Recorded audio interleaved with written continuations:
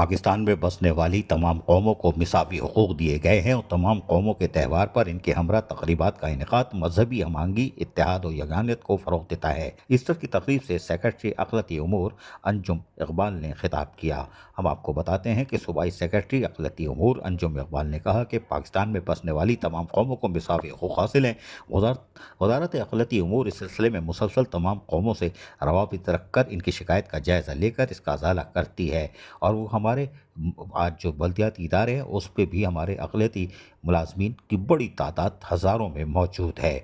وہ آج وزارت اقلیتی امور کی کانفرنس روم میں جسٹس ہیلپ لائن انٹرنیشنل کے وکلاء، اقلیتی رہنماؤں، اقلیتی وکلاء کے ہمراہ منعقدہ ایسٹر کی تقریب سے خطاب کر رہی تھیں۔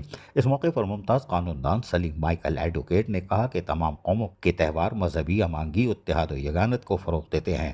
اس سلسلے میں سیکرٹری اقلیتی امور اور ان کے افسران کا کردار قابل تعریف ہے۔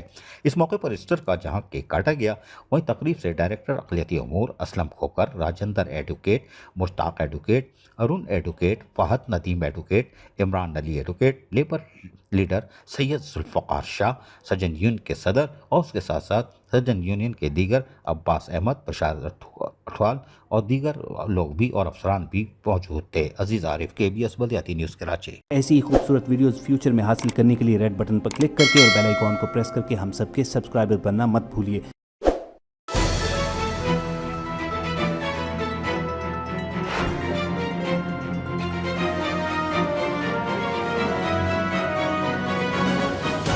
KBS بلدیاتی نیوز۔